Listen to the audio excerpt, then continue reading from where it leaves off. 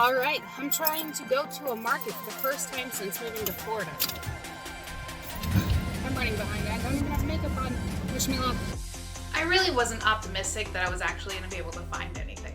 The only reason I knew this market existed was because I found an old school TV on Facebook Marketplace, and on my way over, I saw this gigantic sign saying 100 booths, and this was like my first glimmer of hope that there was actually going to be something in Florida. When we first arrived, the booths were still opening, which was super disheartening. When we first walked in, we saw a plant vendor, which really wasn't a good sign to me. It wasn't until we walked more inside that I realized how large this place actually was. It was mostly undercover, which was great because I was worried about running into a lot of sun-damaged games. The first good sign was actually running into a card vendor. You know, there was actually modern things with like Pokemon and figures, and so I walk up to him and I ask him the age-old question. Do you sell video games? I do not sell video games. However, there is a gentleman over on about 3/4 of the way down. He's got like 2 booths. And that's one thing to note here, people. These people that I ran into and interacted with on numerous occasions were all super nice, which really added to the experience. As we make our way to the game booth, I see this little yellow beacon of hope. A yellow Pikachu. There was actually a booth before the destination we were trying to get to that sold nothing but Pokemon stuff. And not just Pokemon stuff, but actually like unique stuff that I haven't seen before, and even sealed products from back in the 90s. Like she had plushies, these like golden money things, that sealed Psyduck dog tags, a freaking big Halloween Pikachu for only 30 bucks. I felt that was a great deal. But her booth was so impressive, and the thing that I actually loved the most was she makes these little homemade figurine displays. I'm not even sure what to call them, and she just takes figures and then puts them in these little scenes. Not like a terrarium. She said she didn't make those, but she happened to not bring them that day. But these were super adorable, and she was actually only asking 20 bucks a pop on these, which I thought was a pretty fair price. I mean, I thought they were pretty damn cute. Who's that Pokemon? It's Pikachu! And just around that corner from that little Pokemon booth, just a few steps over, was a game booth. Just video games everywhere. They also sold DVDs, which was, I don't care. Who cares about DVDs? They sold video games, and not only did they sell video games, they sold like PS4 to PS2 to Atari. They had everything and anything you can think of. Now, ultimately, their prices, I think, were pretty much at market value. But I was just glad to finally freaking find some video games in the state of Florida. My game hunting days have pretty much been dead since I moved here. They had PSP, Xbox. I thought they had a pretty decent variety. And after I kind of perused through the games, I unfortunately didn't have a crazy amount of money. I did pick up a couple of games because I wanted to develop a relationship with this seller. They are there every weekend, or at least they said they are. And it's important.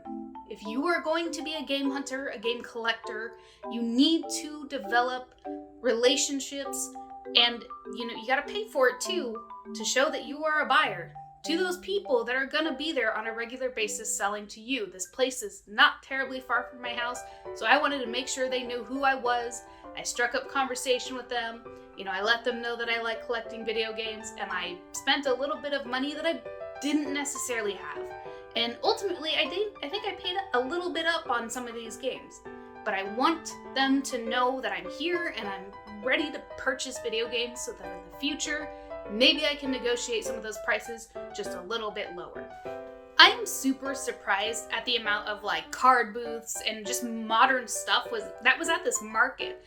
Because when you first walk in, it's kind of a little dingy, a little bit like, oh, here's some tools, here's some junk, here's some Trump flags, So I really wasn't optimistic. But when I started seeing those card booths, and then I saw the Pokemon booth and the gaming booth, I was starting to feel a little bit, hopeful.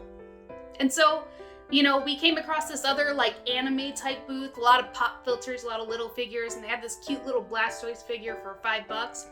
that was a pretty good deal. I was a little tight on money this go around, so I ultimately didn't buy it because I wanted to see what else was in this market.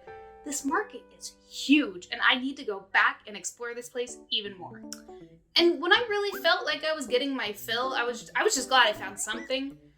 I came across another booth with a ton of video games, and honestly probably more titles that were kind of more in my collecting plan. And so when I walked up, it was pretty obvious that this was a reseller booth. They had consoles wrapped in plastic, they had stuff in cases, they had a boxed GameCube game in their little case. But I felt like they had a lot of variety, you know, from Sega Genesis to Atari. It was just nice to see that I had options outside of GameStop here in the state of Florida. So that was really interesting to see. I asked them also, hey, do you have a store? They're like, nah, but we're here every Saturday and Sunday. So they're probably somebody I will also try to develop a relationship with once I have a little bit more money in the bank. But I did buy one thing from them, and I'll show you a little bit later what that was, and I am so glad to find it at the price that I did because it is super nostalgic for me. Also, gaming off the grid. I ran into one of those like wrestling buddies in like its original box. I know nothing about these guys. I didn't even see the price listed on it, but it looked like something that you were into. If you want me to go back and see what the price was, comment down below. I don't know anything about them, but it was really cool to see one in the box with its original label. Let's check it out. Introducing the newest WWF wrestling buddies, Big Boss Man and Jake the Snake Roberts. Clonk 'em, plonk 'em. Wrestling buddies want to be your buddies. Hey, buddy, what's going on? Nothing, officer. Body slam! Hey, who's the wise guy? Big Boss Man! Murphy. What's going on? Nothing, Sarge. Big Boss Man and Jake the Snake Roberts, the newest WWF wrestling buddies from Tonga, each sold separately. In terms of like the anime booths, there was one that had these really cool reflective stickers. One where like a Charmander turns into like a Squirtle or something like that, and you can put them on your car. I thought that was pretty cool. This was kind of towards the end of our time there, and we struck gold just one more time, coming across another booth with some more video games. And not only just some video games, not a lot, but NES titles. It was so good to see these titles in a flea market like this. And they had a little original like Pokemon poster for like $10. It actually reminded me of one of those little posters I won at the county fair when I was really little. The gold frame didn't really match my like game room vibe, so ultimately I didn't buy it. I was on the fence about it. But I'm just so relieved that I found video games, and there is still a hunting scene for me in my area. Some of the misses for me, I wish I would have bought one of those little golden Pokemon money pieces. I wish I would have bought the sealed Psyduck in the container. It was only $10. Like, her prices were probably the best prices I've ever come across when it comes to like Pokemon stuff and Japanese import Pokemon stuff. But everyone was super nice. It was super hot because it's Florida and it's in the middle of August. But this gives me some hope that there is actually going to be a hunting scene around me, and it makes me want to go out and discover what else Florida has to offer. I mean, I got some pickups. Not a lot, but they're there and I can go find them. So in terms of pickups, that super nostalgic one I was talking about was a Pokemon binder. And not just a Pokemon binder, but one of the OG ones. When I was growing up, I used to have the Pokédex one. This isn't quite that, but it sure scratches that itch, and I can put the Pokemon cards that I have kept over those times in that binder. I got Saint for the Wii. I did pay up on that one. It looked like an interesting game. I'd never heard of it, and it looks like it's kind of like a shooter. Like I said, I did end up paying up on that one, but that's okay. I didn't spend a terrible amount on video games this time, so I hope that that relationship that I'm trying to foster with these people actually, worked. Dewey's Adventure. I feel like I've heard about this one before, but ultimately, I think it wasn't really worth a lot either. But the one I was really excited about was Burnout Dominator for PSP. When I first got my PSP for Christmas, that was the first game I got, and it was the first Burnout game I think that really got me to fall in love with the series.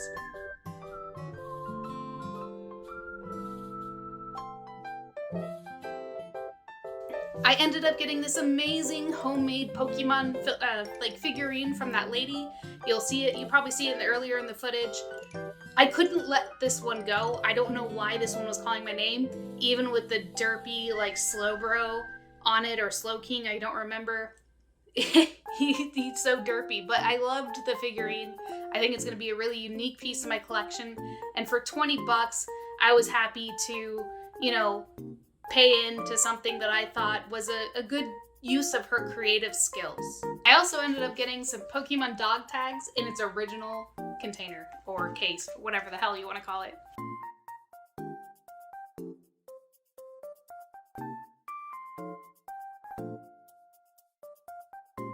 I almost forgot. Thank you all so much for over 500 subscribers. I can't believe you guys are subscribing to this nonsense, and I thank you so much. I love having conversations with you guys in the comments down below. It's a little bit harder keeping up with that, and I only have, you know, the 500 some odd subscribers. I don't know how other people do it, but cheers, guys. Thank you so much. Thank you so much. If you made it to this part of the video, then you're really one of those true, like, subscribers that enjoy my nonsense, my ADHD, like, just randomness. But thank you all so much for watching. Let's go to the bar.